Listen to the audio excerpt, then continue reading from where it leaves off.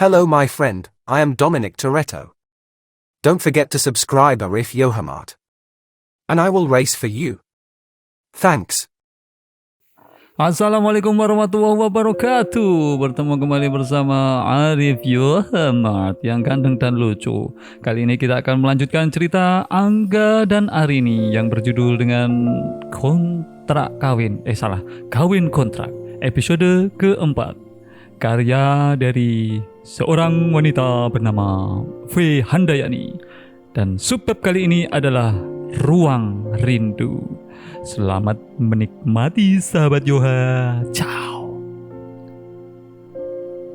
6 bulan sudah Angga mencoba mendapatkan sedikit perhatian dari Arini. Tapi gadis ini masih sedingin es apabila menghadapinya. Tidak ada perubahan yang berarti padanya. Dia masih sosok wanita sederhana dengan segudang prestasi.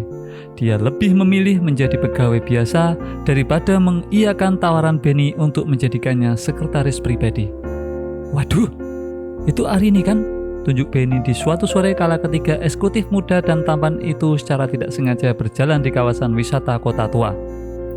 Mereka melihat Arini dan dia sedang memperagakan cara melumpuhkan lawan dengan teknik bantingan pada para pelancong yang berada di kawasan itu.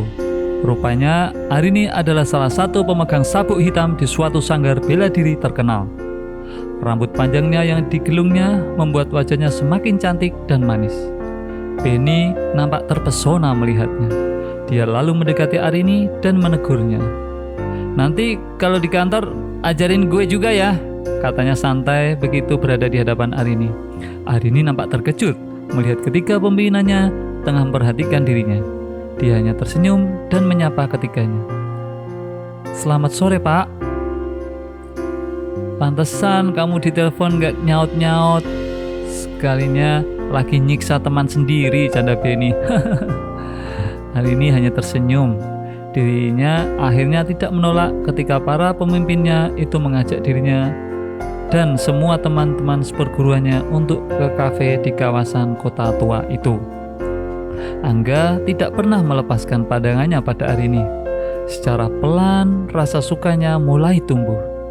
Kesederhanaannya masih begitu melekat. "Kak Arini, satu lagi dong," kata seorang pemusik yang kebetulan akrab dan sering bersamanya. Di sore yang indah itu, beberapa pemusik jalanan sedang menghibur para pelancong yang sedang menikmati weekend bersama keluarga ataupun sahabat mereka. Arini tanpa sungkan menerima mic yang diberikan oleh Bang Izul, salah seorang pemusik jalan yang sepintas mirip dengan salah seorang personel Club Project. Katanya sih, di daunnya itu mengalir lembut, terbawa sungai ke ujung mata. Dan aku mulai takut terbawa cinta. Tumbuhkan rasa yang seakan dada, jalanku hampa tak tersentuh dia. Terasa hangat di dalam. Siapa tahu lagunya itu? Ayo. Di daunnya itu mengalir lembut. Nah, itu adalah lagu Leto ya guys ya. Sebuah lagu indah milik grup musik Leto yang dilantunkan Arini membuat Rama, Angga, dan Benny serta para penonton bertepuk tangan.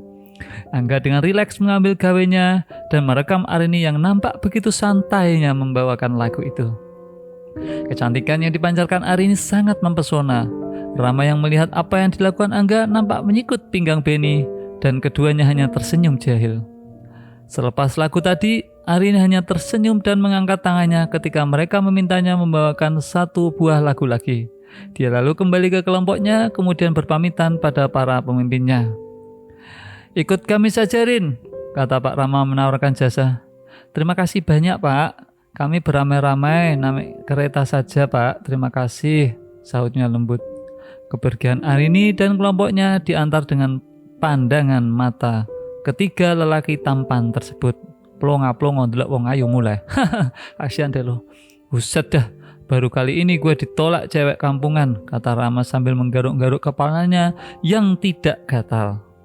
Benny nampak tertawa sambil mengedipkan matanya ke beberapa cewek yang sedari tadi memperhatikan mereka. Sedangkan Angga tersenyum tanpa sepatah kata pun keluar dari mulutnya.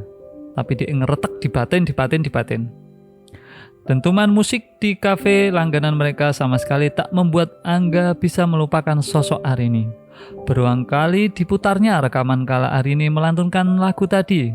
Rasa rindu ingin melihat wajah Arini secara dekat membuatnya melirik jam tangan yang menghiasi pergerakan tangannya. Sudah pukul 8 malam desisnya. Tanpa kata dia lalu meninggalkan Rama dan Benny yang nampak sibuk meladeni beberapa wanita-wanita yang hanya mengincar harta mereka. Tidak diperdulikannya panggilan keduanya. Dia hanya melambaikan tangannya dan berlalu. Ciao, gua ciao dulu ya, katanya. Angga lalu memacu kendaraannya ke arah Tebet, di mana kontrakan Arini berada. Tidak sampai sejam dirinya telah berada di depan rumah kontrakan itu. Pelan, Angga lalu turun dan menuju rumah Arini. Nampak beberapa tanaman bunga tertata dengan indahnya. Angga tersenyum melihat bunga yang menghiasi teras rumah Arini. Tanpa ragu, Angga menuju pintu dan bersiap mengetuknya. "Maaf, mencari siapa, Pak?" tegur suara lembut di belakangnya. Angga berbalik dan tersenyum melihat Arini dan Dea yang sedang memegang kantong plastik putih di masing-masing tangan mereka. Senyumnya digulung melihat Arini semakin cantik dan keibuan dengan daster kembang yang dikenakannya. "Pak Angga, selamat malam Pak. Mari silakan masuk," kata Arini mempersilahkannya masuk. "Biar di luar saja Rin, adem," tolak Angga halus. Padahal ora betah di enak mlebu, sumuk. "Ibumu mana?" "Simbok pulang kampung Pak, sudah 2 hari," jawab Arini halus. Tak lama kemudian, dia telah membawa secangkir teh hangat dan disajikannya kepada Pak Angga. "Kalian dari mana tadi?" tanya Angga. "Ke depan Pak, membeli sate," jawab dia. Kira-kira diminta enggak itu sate? Pak Angga mau, sambung dia lagi. Boleh, jawab Angga. "Lumayan nih, so-suwe ning kene." Akhirnya mereka bertiga menikmati sate yang dibeli Arini di warung depan. Angga tidak pernah melepaskan pandangannya pada Arini. Rasa suka dan penasarannya semakin bertambah. Dia harus menjadi milikku, batinnya Pak Angga. Nah, inilah tadi seri episode keempat Kawin Kontrak yang Angga semakin terpesona melihat kecantikan dan kepolosan dan keibuan dan lain-lainnya kepunyaan Arini, sehingga membuat dia jatuh cinta dan ingin memilikinya.